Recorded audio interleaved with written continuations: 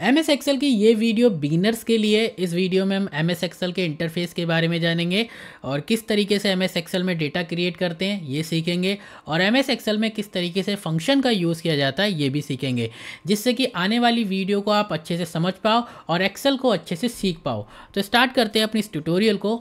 Excel के interface के बारे में बात करें तो टॉप में हमें टाइटल बार शो होता है और टाइटल बार में हमें टॉप लेफ्ट साइड में हमारे एक्सेल सॉफ्टवेयर का आइकन शो होता है। इसके बाद यहाँ पर ये एरो एक शो हो रहा है, इस एरो को हम customise quick access toolbar कहते हैं। जब आप इस पर क्लिक करोगे तो ये हमारा क्विक एक्सेस टूल बार है। क्विक एक्सेस टूल बार की मदद से आप किसी भी कमांड को बहुत फास्ट एक्सेस कर सकते हो। जैसे कि यहाँ पर देखिए न्यू, ओपन, सेव, ईमेल, ये सारी कमांड है। अगर आपको कुछ और कमांड लगानी है, मतलब जो कमांड यहाँ पर शो नहीं हो रही, उसके लिए आप यहाँ पर मोर कमांड्स पे क्लिक करोगे तो यहाँ पर आपके पास क्विक एक्सेस टूल बार की जितनी भी कमांड है सारी यहाँ शो हो जाएगी।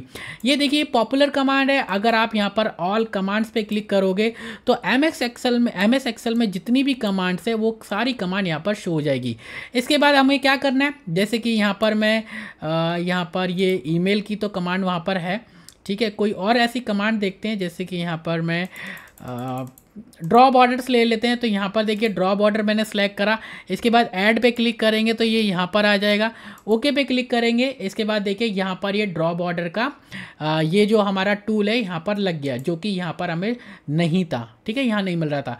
तो इसको रिमूव कैसे करेंगे? अगर इसको यहाँ से रिमूव करना है तो हम क्या करेंगे, मोर कमांड्स में जाएंगे। इसके बाद ये जो हमने यहाँ पर कमांड लगाई है क्विक एक्सेस टूल बार में, इसको सेलेक्ट करके यहाँ पर रिमूव पे क्लिक करेंगे तो ये रिमूव हो जाएगी। बस हमें यहाँ पर ओके पे क्लिक करना है तो चले जाएगी, ठीक है। तो जो कमांड्स यहाँ पर नहीं है वो हम मोर कमांड्स में जाके लगा सकते हैं।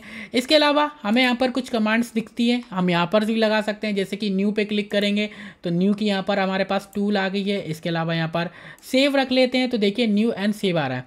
तो जैसे ही मैं यहाँ पर न्यू पे क्लिक करूँगा हमारे पास एक्सेल की नई फाइल ओपन हो जाएगी। तो देखिए बुक 4 ये एक नई एक्सेल की फाइल ओपन हो गई है। मैं इसको क्लोज कर देता हूँ, डोंट सेव कर देता हूँ, ठीक है। अगर मुझे इनको रिमूव करना है यहाँ से तो सिंपल इन्हें अनचेक कर देंगे। यहाँ पर मैं इस पर क्लिक करूँगा तो देखिए यहाँ पर सेव अनचेक हो गया और ये कमांड भी चलेगी। अब ऐसे यहाँ पर न्यू है तो मैं इसको भी अनचेक कर देता हूँ तो वो भी चले जाएगी, ठीक है। ये जो हमारा टूल बार है यहाँ पर देखिए अभी हमारे पास टाइटल बार में शो हो रहा है, यानी रिबन के ऊपर। इसको अगर हमें नीचे करना है तो देखिए शो बिलो दी रिबन पे क्लिक करेंगे तो देखिए वो यहाँ पर ये रिबन के नीचे आ गया, ठीक है। तो मैं इसको शो अबव द रिबन कर देता हूँ, यानी टाइटल बार में।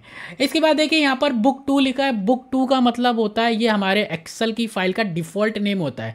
जब तक हम अपनी एक्सेल की फाइल को सेव नहीं करते हैं, है ना, सेव नहीं करते हैं, तो एक्सेल बाय डिफ़ॉल्ट अपनी तरफ से कुछ नाम दे देता है, जैसे कि बुक 1, बुक 2, बुक 3, ठीक है। सीरीज़ वाइज बुक 1, 2, 3 इस तरीके से चलता है। लेकिन जब हम अपनी एक्सेल की फाइल को सेव कर लेते हैं और जो भी नाम अपनी एक्सेल की फाइल को दिया होता है, सेव करने के बाद वो नाम हमें यहाँ शो होता है। तो अभी हमने इस एक्सेल की फाइल को सेव नहीं किया है, इसलिए यहाँ पर बुक 2 लिख कर आ रहा है। तो एक्सेल की फाइल को सेव कैसे करेंगे? सिंपल, हम यहाँ पर फाइल पे जाएंगे। इसके बाद मैं यहाँ पर सेव पे क्लिक करूँगा और यहाँ पर देखिए मैं ब्राउज़ पे क्लिक करूँगा और यहाँ पर मैं डेस्कटॉप सेलेक्ट कर लेता हूँ और यहाँ पर मैं इस एक्सेल की फाइल का नेम दे देता हूँ, जैसे कि बेसिक क्लास लिख देता हूँ, ठीक है। बेसिक क्लास लिखा, सेव पे क्लिक करा तो देखिए अब यहाँ पर बुक 2 की जगह बेसिक क्लास लिख कर आ रहा है, ठीक है। इसके बाद एक्सेल जो कि हमारे सॉफ्टवेयर का नेम है। अब यहाँ पर हमें एक सर्च बार मिल जाता है। यहाँ पर हम जो भी कमांड सर्च करेंगे उसको हम डायरेक्टली यूज़ कर सकते हैं, ठीक है। जैसे कि यहाँ पर मैं अगर डेटा टैब में जाऊँ तो देखिए यहाँ पर एडवांस फिल्टर या फिर टेक्स्ट टू कॉलम, काफ़ी सारे ऐसे ऑप्शन है। जैसे कि यहाँ पर फ्लैश फिल है, जो कि मुझे यहाँ पर होम टैब वगैरह में नहीं मिलते।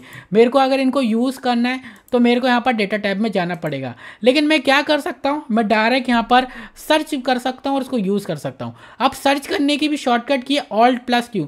तो देखिए मैं जैसे कीबोर्ड से Alt+Q प्रेस करूँगा, मेरा कर्सर वहाँ चले गया और यहाँ पर मैं टाइप करूँगा फ्लैश फिल। तो देखिए फ्लैश फिल आ रहा है, मैं इसको यूज़ कर सकता हूँ, ठीक है।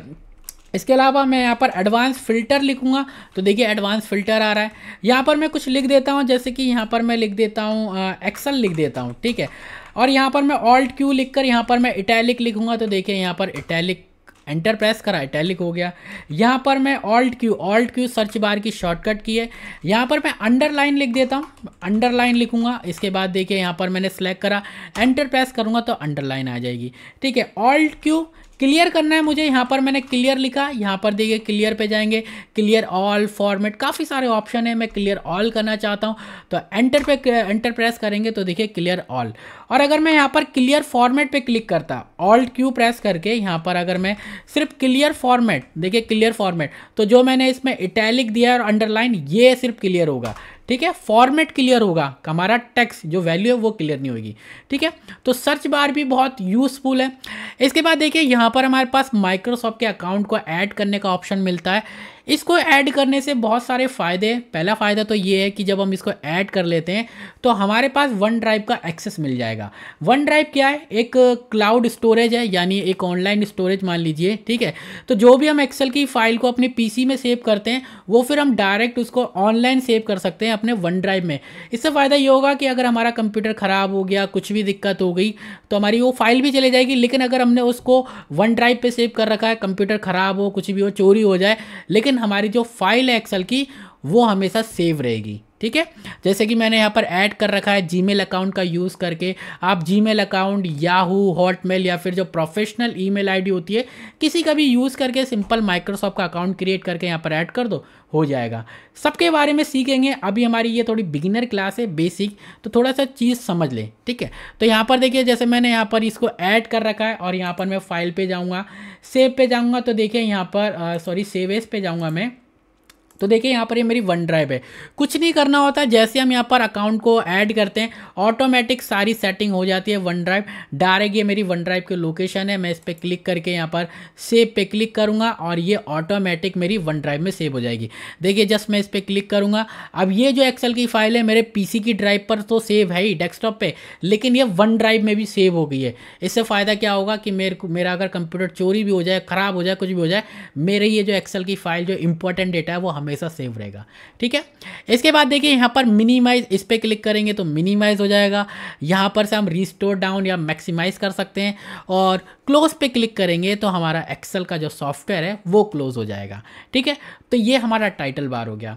अब यहाँ पर देखिए हमारे पास रिबन आता है, टाइटल बार के जस्ट नीचे हमें रिबन शो होता है और रिबन में हमारे पास सबसे पहले जो आती है वो होते हैं टैब। तो देखिए ये टैब है, ये हमारे पास होम टैब हो गया, इंसर्ट टैब हो गया, page layout, formulas, data, review, ये सारे हमारे पास टैब है।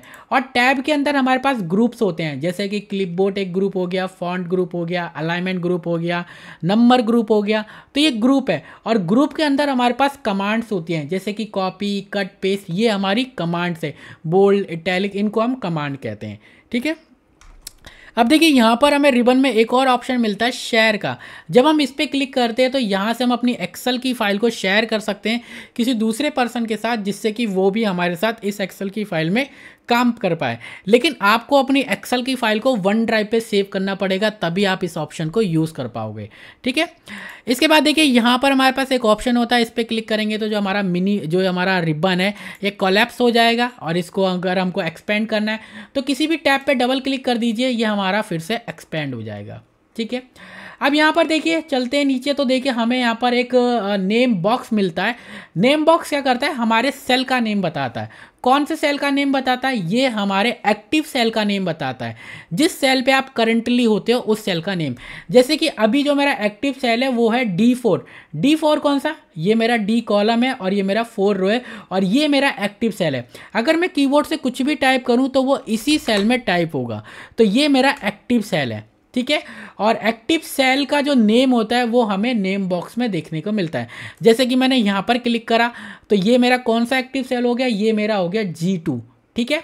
इसके अलावा हम नेम बॉक्स का क्या यूज़ कर सकते हैं, जैसे कि मैं A1 सेल में जाना चाहता हूं तो यहाँ पर मैं A1 लिखकर एंटर प्रेस करूंगा तो मैं A1 सेल में चले जाऊंगा। यहाँ पर मैं अगर Z1 लिखूँ, Z1 और एंटर, तो मैं Z1 सेल में चले जाऊँगा, ठीक है। तो यहाँ पर मैं A1 लिखकर वापस एंटर प्रेस करूँगा तो A1 सेल में आ जाऊँगा, ठीक है। अब इसके बाद देखिए हमें यहाँ पर फॉर्मूला बार मिलता है। फॉर्मूला बार क्या करता है, जो भी हम फॉर्मूला टाइप करते हैं वो हमें फॉर्मूला बार में शो होता है। ठीक है, कैसे, जैसे कि यहाँ पर मैं लिख रहा हूँ 2, इसके बाद यहाँ पर मैंने 2 लिखा। अब देखिए मैं इसको सम करना चाहता हूँ। ठीक है, तो मैं यहाँ पर इक्वल, और हमारे पास एक फंक्शन होता है सम का, जो कि हमारे दो नंबर को ऐड करता है, दो या दो से अधिक नंबर को। तो यहाँ पर SUM इक्वल देना पड़ता है। सब जब भी हम एक्सेल में कोई फंक्शन लगाते हैं सबसे पहले इक्वल देंगे, इसके बाद यहाँ पर SUM। तो यहाँ पर हमारे पास फंक्शन की लिस्ट आ जाएगी, ये हमारा फंक्शन है। कीबोर्ड से टैब बटन प्रेस करेंगे तो हमारा फंक्शन सेलेक्ट हो जाएगा। अब यहाँ पर देखिए हमारे पास आर्ग्यूमेंट आ रहे हैं, ये जो नंबर 1 2 3 है इन्हें हम आर्ग्यूमेंट कहते हैं। तो नंबर 1 में यहाँ पर मैंने अपने पहला नंबर सेलेक्ट करा, इसके बाद कॉमा देके नंबर 2 में दूसरा नंबर सेलेक्ट कर रहा हूँ, ब्रैकेट क्लोज करके एंटर प्रेस करेंगे तो देखिए यहाँ पर 2 and 2 कितना होता है 4। अब देखिए यहाँ पर हमें सिर्फ वैल्यू शो हो रही है, लेकिन फॉर्मूला बार में हमें अपना फॉर्मूला शो हो रहा है पूरा सम का। ठीक है, तो फॉर्मूला जो है वो हम सेल में भी लगा सकते हैं डायरेक्ट, जैसे कि यहाँ पर मैं इक्वल प्रेस करके मैंने यहाँ पर 2 + 2 कुछ इस तरीके से भी हम अपना फॉर्मूला लगा सकते हैं। जैसे मैंने इक्वल और यहाँ पर अपनी वैल्यू सेलेक्ट करी प्लस और यहाँ पर दूसरी वैल्यू सेलेक्ट करी, तो देखिए वही।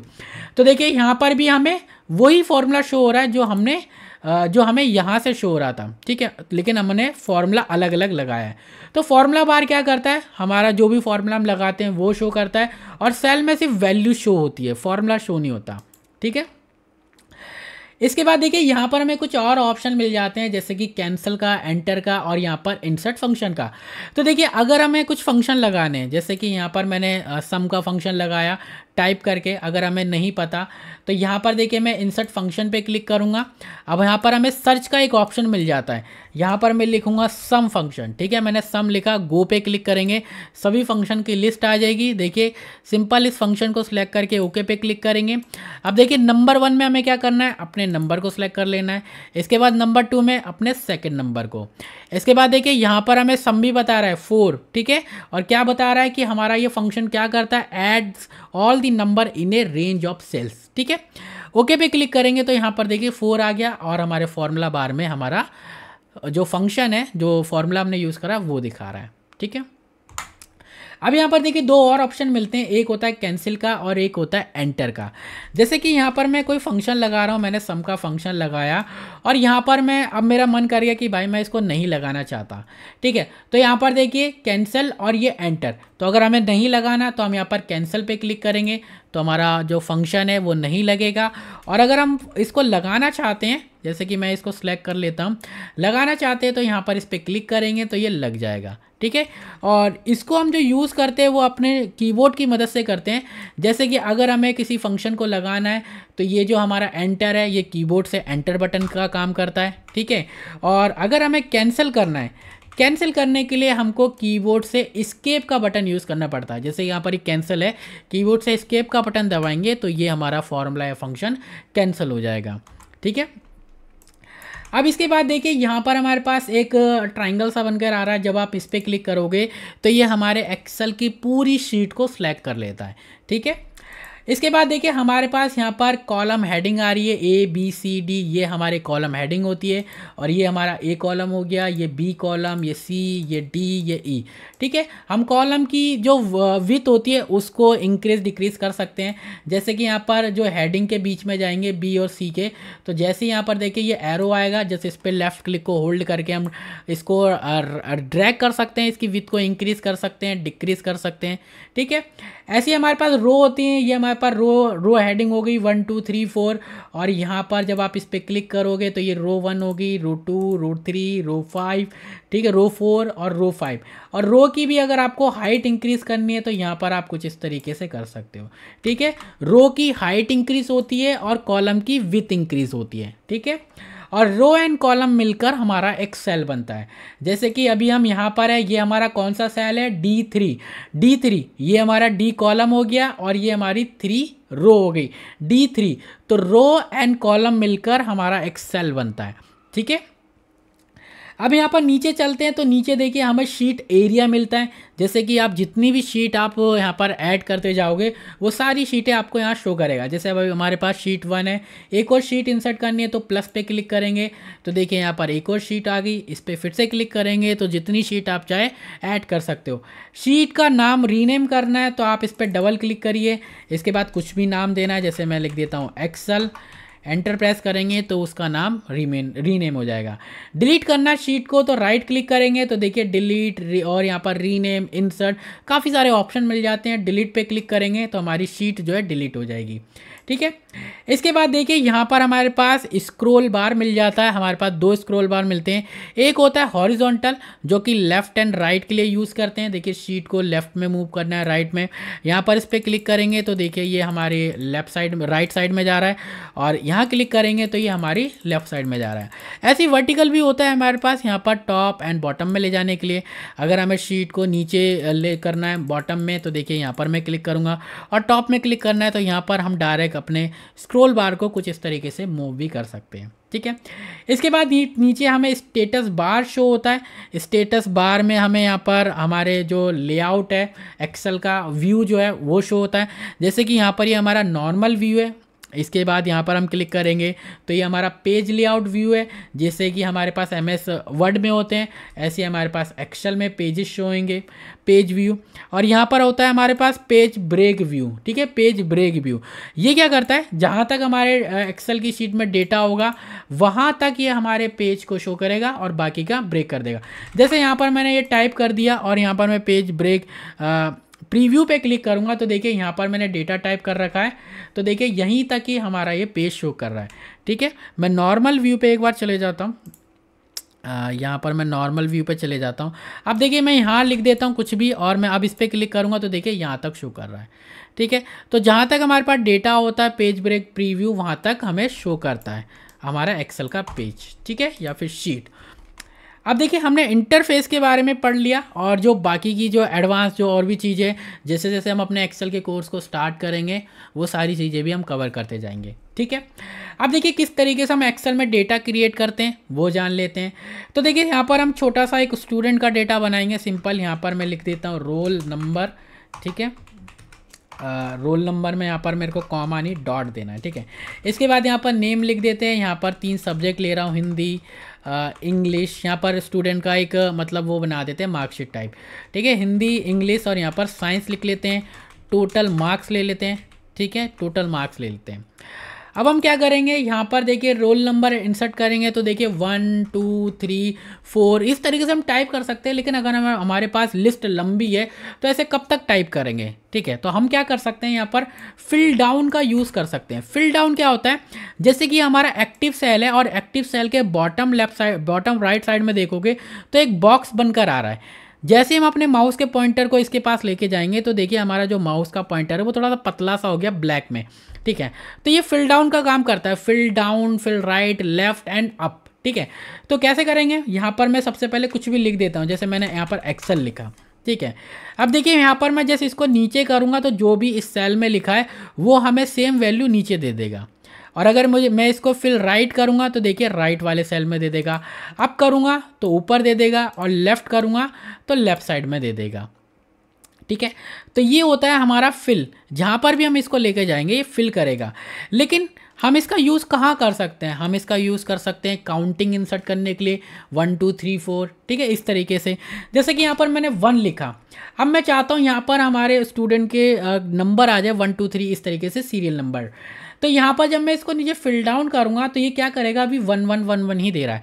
मैं चाहता हूँ 1 2 3 4 इस तरीके से दे, तो हमें क्या करना पड़ेगा, एक्सेल को बताना पड़ेगा। जैसे यहाँ पर 1 लिखा है, यहाँ पर अब मैं 2 लिख रहा हूँ। ठीक है, अब देखिए अगर मैं 1 को सिलेक्ट करके यहाँ पर फिल डाउन करूँगा तो सिर्फ 1 को करेगा। मैं अब क्या करूँगा, यहाँ पर 1 और 2 दोनों सेल को सिलेक्ट करूँगा, और 1 और 2 मिलकर क्या हो जाता है 3। तो जब मैं यहाँ पर फिल डाउन करूँगा तो 1 और 2 कितना हो जाएगा 3। तो यहाँ पर अब हमारे पास 3 आ जाएगा। अब मैं जब और फिल डाउन करूँगा तो 3 और 1 कितना होता है 4। तो यहाँ पर कितना आ जाएगा 4। और फिर से फिल डाउन करूँगा तो 4 और 1 कितना होता है 5। तो यहाँ पर ये 5। तो ये जो वैल्यू होती है ना, ये वैल्यू हमारी पहली वाली वैल्यू के साथ ऐड करता रहता है। ठीक है, तो हमने एक्सेल को समझा दिया कि भाई आगे का प्रोसेस क्या करना है, ऐसे ही उसने नंबर दे दिए। अब यहाँ पर कुछ नाम लिख लेते हैं स्टूडेंट के, अमित, सुमित, रोहित। ठीक है, अरविंद लिख लेते हैं, और यहाँ पर लिख लेते हैं सुनील। और यहाँ पर देखिए मार्क्स। अब देखिए मार्क्स इंसर्ट करने के लिए यहाँ पर मैं क्या कर सकता हूँ कि सबसे पहले तो मैं यहाँ पर अपने सेल सेलेक्ट करके यहाँ पर मैं कुछ भी इस तरीके से रैंडमली टाइप कर सकता हूँ, ठीक है। लेकिन अगर हमारे पास बहुत बड़ा डेटा है, 50 या 100 स्टूडेंट का डेटा है और हमें सिर्फ रैंडम नंबर चाहिए प्रैक्टिस के लिए, है ना, तब हम क्या करेंगे, तब हम यहाँ पर एंटर करेंगे तो बहुत टाइम लग जाएगा। तो हम क्या कर सकते हैं इस सिचुएशन में, फंक्शन का यूज़ कर सकते हैं। तो एक्सेल में एक फंक्शन होता है रैंड बिटवीन के नाम से। रैंड बिटवीन फंक्शन क्या करता है, हमें रैंडम नंबर दे देता है दो नंबर के बीच में। तो कैसे लगाएंगे उस फंक्शन को, सबसे पहले मैं सेल सेलेक्ट कर लेता हूँ जहाँ पर नंबर चाहिए। इसके बाद मैं जा रहा हूँ फॉर्मूला बार में, हम डायरेक्ट सेल में भी टाइप कर सकते हैं लेकिन मैं फॉर्मूला बार में टाइप कर रहा हूँ, ठीक है। तो इक्वल प्रेस करके यहाँ पर RAND, ठीक है। जैसे ही मैंने यहाँ पर RAND लिखा, यहाँ पर देखिए ब्रैंड बिटवीन फॉर्मूला नीचे शो हो रहा है। मैंने डाउन एरो की मदद से अपने फॉर्मूला को सिलेक्ट करा।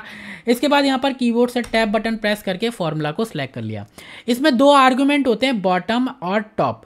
तो बॉटम यानी आपको कहाँ से स्टार्ट, कहाँ से करनी है वैल्यू, तो मैं चाहता हूँ यहाँ पर 33 से, ठीक है। और टॉप मतलब आपको कहाँ तक वैल्यू चाहिए, कहाँ तक नंबर चाहिए, तो मैं चाहता हूँ 33 से 90 के बीच में मेरे पास रैंडम नंबर आ जाए। 33 से 90 के बीच में ये कुछ भी नंबर दे देगा, ठीक है, रैंडमली। अब देखिए नंबर को इंसर्ट करने के लिए मैं क्या करूँगा, कीबोर्ड से कंट्रोल का बटन प्रेस करके रखूँगा, होल्ड करके। इसके बाद एंटर बटन प्रेस करूँगा तो देखिए मेरे पास यहाँ पर रैंडम नंबर आ गए फंक्शन की मदद से। लेकिन इसमें थोड़ा सा एक इशू है। इशू क्या है, अगर मैं यहाँ पर कोई भी नंबर चेंज करूँ, जैसे कि यहाँ पर 86 लिखा है, मैं यहाँ पर इसको 45 करके एंटर प्रेस करूँगा तो ये जो बाकी के नंबर है ना, ये भी हमारे चेंज हो जाएंगे। देखिए एंटर प्रेस करा तो देखिए बाकी के नंबर भी चेंज हो गए। मैं ऐसा नहीं चाहता। मैं चाहता हूँ अगर मैं कोई नंबर चेंज करूँ तो बाकी के नंबर चेंज ना हो। तो इसके लिए मुझे क्या करना पड़ेगा, ये जो मैंने फंक्शन की मदद से नंबर इंसर्ट करें, इनको मुझे वैल्यू में कन्वर्ट करना पड़ेगा। वैल्यू में कन्वर्ट करने से ऐसा होगा जैसे कि मैंने यहाँ पर मैन्युअली ये नंबर टाइप करें। देखिए मैं अगर यहाँ पर कुछ लिख भी रहा हूँ तब भी वो नंबर चेंज हो रहे हैं, तो ऐसा तो नहीं चाहते ना। तो मैं क्या करूँगा, अब इन नंबर को सिलेक्ट करूँगा, ठीक है। सिलेक्ट करने के बाद यहाँ पर हम इन नंबर को कर लेंगे कॉपी। इसके बाद यहाँ पर हम जाएंगे पेस्ट के इस एरो पे क्लिक करेंगे और यहाँ पर हमें पेस्ट वैल्यूज़ में एक ऑप्शन मिलता है वैल्यूज़, ठीक है, पेस्ट वैल्यू, ये जो 1 2 3 लिखा है ना, पेस्ट वैल्यू, जस्ट इस पर क्लिक करेंगे तो अब जो ये हमारा फंक्शन की मदद से नंबर आए थे ये अब वैल्यू में कन्वर्ट हो गए। वैल्यू में कन्वर्ट कहने का मतलब ये है कि ये समझिए कि जैसे कि मैंने यहाँ पर मैन्युअली टाइप करें। अब देखिए मैं कुछ भी टाइप कर रहा हूँ तो ये नंबर चेंज नहीं हो रहे, और अगर मैं यहाँ पर नंबर में भी कोई नंबर चेंज करूँ तब भी ये नंबर हमारे चेंज नहीं होंगे, ठीक है। तो यहाँ पर देखिए मैंने फंक्शन की मदद से रैंडम नंबर इंसर्ट कर लिए। अब एक काम करते हैं, थोड़ी सी फॉर्मेटिंग कर लेते हैं। तो फॉर्मेटिंग के लिए हमारे पास यहाँ पर काफ़ी सारे टूल मिल जाते हैं। सबसे पहले तो यहाँ पर अलाइनमेंट में जाके इसको मैं सेंटर कर रहा हूँ। इसके बाद यहाँ पर मैं बॉर्डर दे देता हूँ, यहाँ पर ऑल बॉर्डर, और यहाँ पर मैं हेडिंग को सिलेक्ट कर रहा हूँ और हेडिंग में यहाँ पर मैं ग्रीन कलर दे रहा हूँ, बोल्ड कर देता हूँ, और यहाँ पर मैं इसको वाइट कलर कर देता हूँ फ़ॉन्ट का, ठीक है। तो ये हमने थोड़ी सी फॉर्मेटिंग भी कर ली। बाकी की जो फॉर्मेटिंग है वो भी हम सीख लेंगे, जैसे कि यहाँ पर अगर आप फ़ॉन्ट वगैरह चेंज करना चाहो तो वो भी कर सकते हो। जैसे यहाँ पर एरियल राउंडेड एम्प्टी, ठीक है, मैं ये कर देता हूँ। और इसके अलावा यहाँ पर अगर आप फ़ॉन्ट साइज़ वगैरह इंक्रीज़ करना चाहते हो या डिक्रीज़ करना चाहते हो तो वो भी कर सकते हैं, ठीक है। अब यहाँ पर देखिए टोटल मार्क्स की तरफ चलते हैं तो हम यहाँ पर अब फंक्शन लगाना सीखेंगे, ठीक है। हमने डेटा क्रिएट करना सीख लिया, थोड़ी सी फॉर्मेटिंग भी सीख ली। तो डेटा क्रिएट करना तो सीख लिया, अब हम फंक्शन कैसे लगाएंगे, क्योंकि हम चाहते हैं अब इनको सम करना, इनका टोटल निकालना। तो इसके लिए हम क्या करेंगे, यहाँ पर सम फंक्शन का यूज़ करेंगे, जैसे कि मैंने अभी आपको पहले भी बताया। तो देखिए यहाँ पर एडिटिंग ग्रुप में जाएंगे तो यहाँ पर हमें देखिए ऑटो सम का एक फंक्शन मिल जाता है। जैसे ही मैं इस पर क्लिक करूँगा तो ये ऑटोमेटिक ये जो हमारे मार्क्स है इनको सेलेक्ट कर लेगा। देखिए मैंने जैसे उस पर क्लिक करा ऑटोमेटिक इसने मार्क्स सेलेक्ट करे और देखिए ऑटोमेटिक यहाँ पर फंक्शन लग गया। ये होता है हमारा ऑटो सम। एंटर प्रेस करेंगे तो देखिए यहाँ पर टोटल आ गया, जस्ट मैंने इस पर क्लिक करा था। अब देखिए इसकी शॉर्टकट की भी है, कीबोर्ड से हम just alt plus equal press करेंगे तो देखिए ये ऑटो सम की शॉर्टकट की है इस वाले फंक्शन की। जस्ट मैंने कीबोर्ड से ऑल्ट प्लस इक्वल प्रेस करा, इसने ऑटोमेटिक फंक्शन लगाया, रेंज सेलेक्ट करी, एंटर प्रेस करेंगे तो देखिए ये फंक्शन भी लग गया। ठीक है। कोई भी फंक्शन लगाने के बाद आपको ज़रूरी नहीं है कि हर सेल में आप वो फंक्शन लगाओ। आपने एक बार फंक्शन लगा लिया, इसके बाद आप इस फंक्शन को नीचे फिल डाउन कर दोगे तो ये जो फंक्शन है हमारा बाकी के सेल में भी देखिए ऑटोमेटिक लग जाएगा। देखिए मैं इस पर डबल क्लिक करूंगा तो ये हमारा यहाँ पर जो सेल में हमारा फंक्शन दिखा रहा है। इसके अलावा फॉर्मूला बार में तो हम देख ही सकते हैं, ठीक है। तो यहाँ पर अभी मैंने आपको ऑटो सम फंक्शन लगाया यहाँ से, इसके बाद शॉर्टकट की से। इसके अलावा अगर हम मैन्युअली लगाना चाहते हैं तो वो कैसे लगाएंगे? सबसे पहले इक्वल, इसके बाद SUM जो कि हमारे फंक्शन का नेम है। इसके बाद कीबोर्ड से टैब बटन प्रेस करके फंक्शन को सिलेक्ट कर लेंगे। नंबर 1 में यहाँ पर देखिए मैंने नंबर 1 सेलेक्ट करा, कॉमा, इसके बाद नंबर 2 आर्गुमेंट में नंबर 2 सेलेक्ट करा, कॉमा, नंबर 3 आर्गुमेंट में यहाँ पर मैंने नंबर 3 सेलेक्ट कर लिया। ब्रैकेट क्लोज, एंटर प्रेस करेंगे तो देखिए हमारे पास टोटल मार्क्स आ गए। इसके अलावा हम क्या कर सकते हैं, यहाँ पर पूरी रेंज भी सिलेक्ट कर सकते हैं। इक्वल सम का फंक्शन लगाया, यहाँ पर देखिए मैं क्या करूँगा, इस बार पहले हम एक एक करके कुछ इस तरीके से सिलेक्ट कर रहे थे, कॉमा देके। अब हम क्या करेंगे, यहाँ पर कुछ इस तरीके से पूरी तीनों सेल को सिलेक्ट कर लेंगे एक साथ। ब्रैकेट क्लोज, एंटर प्रेस करेंगे तब हमारे पास सम आ जाएगा। तो हम ऐसे भी कर सकते हैं। इसके अलावा हम यहाँ पर इक्वल देके डायरेक्ट मैंने नंबर सेलेक्ट करा, प्लस का साइन दिया, फिर नंबर सेलेक्ट करा, प्लस का साइन दिया, नंबर सेलेक्ट करा, एंटर। इस तरीके से भी हम यहाँ पर सम कर सकते हैं। तो सम करना तो बहुत इजी है। इसके अलावा देखिए यहाँ पर हमें कुछ और भी यहाँ पर फंक्शन मिल जाते हैं, इनको भी यूज़ करना बता देता हूँ। जैसे कि एवरेज, तो एवरेज क्या करेंगे, यहाँ पर हम एवरेज लगा लेते हैं, ठीक है। यहाँ पर सिंपल एवरेज लिख लेते हैं और यहाँ पर मैं इक्वल एवरेज, ठीक है। या फिर हम डायरेक्ट यहाँ से भी कर सकते हैं। यहाँ पर देखिए हम जाएंगे, यहाँ पर एवरेज पे क्लिक करेंगे, ऑटोमेटिक रेंज को सिलेक्ट कर लेगा। ये जो हमारे पास फंक्शन मिलते हैं ये ऑटोमेटिक वाले होते हैं, जैसे आपको क्लिक करना है ऑटोमेटिक पूरी रेंज सिलेक्ट कर लेगा, ठीक है। एंटर प्रेस करेंगे तो यहाँ पर इसने हिंदी, इंग्लिश और मेरे को लग रहा है इसने गलती से टोटल मार्क्स भी सिलेक्ट कर लिए, क्योंकि हमें टोटल मार्क्स नहीं चाहिए, हमें यहाँ पर सिर्फ हिंदी, इंग्लिश इन तीनों मार्क्स के बीच का एवरेज चाहिए। तो हम क्या करेंगे, इक्वल और यहाँ पर एवरेज, ठीक है। यहाँ पर मैं इन तीनों मार्क्स को सिलेक्ट करूँगा, ब्रैकेट क्लोज, एंटर। तो यहाँ पर हमारे पास एवरेज आ जाएगा 58, ठीक है। अब देखिए इस फंक्शन को हम नीचे डायरेक्ट फिल डाउन कर देंगे, हमें ज़रूरी नहीं है कि हर बार इस फंक्शन को रिपीट करते जाए। अब यहाँ पर देखिए हमारे पास ये डेसिमल आ रहे हैं, अगर इन डेसिमल को हटाना है तो यहाँ पर देखिए नंबर ग्रुप में जाएंगे, यहाँ पर हमें इंक्रीज डेसिमल और डिक्रीज डेसिमल का ऑप्शन मिलता है। तो यहाँ पर डिक्रीज डेसिमल पे क्लिक करके इन डेसिमल को हम रिमूव कर देंगे, ठीक है। अब देखिए यहाँ पर हमारे पास और भी फंक्शन है, जैसे कि काउंट नंबर। तो यहाँ पर हमारे पास कितने सब्जेक्ट हैं हम वो काउंट कर सकते हैं। तो यहाँ पर मैं काउंट नंबर भी आपको यूज़ करना दिखा देता हूँ, ठीक है। यहाँ पर सिंपल हम क्या करेंगे, देखिए काउंट नंबर पे, देखिए काउंट नंबर पे मैं डायरेक्ट यहाँ पर क्लिक करूँगा तो ये टोटल मार्क्स और एवरेज को भी सिलेक्ट कर रहा है, जो कि गलत है। हमें सिर्फ यहाँ पर हिंदी, इंग्लिश, साइंस ये 3 सब्जेक्ट है, इनको सिलेक्ट करना है। इसलिए यहाँ पर हम क्या करेंगे, इसको मैन्युअली लगा लेंगे। यहाँ पर काउंट नंबर, ठीक है। यहाँ पर काउंट का फंक्शन है, सॉरी ये काउंट नंबर नहीं है यहाँ पर, ठीक है। काउंट नंबर यहाँ पर लिखा हुआ है, लेकिन अगर आप मैनुअल लगाओगे तो यहाँ पर ये काउंट फंक्शन है सिर्फ, ठीक है। यहाँ पर मैं काउंट लिखूंगा, इसके बाद सिंपल अपने तीनों सब्जेक्ट को सिलेक्ट करूंगा, ब्रैकेट क्लोज, एंटर।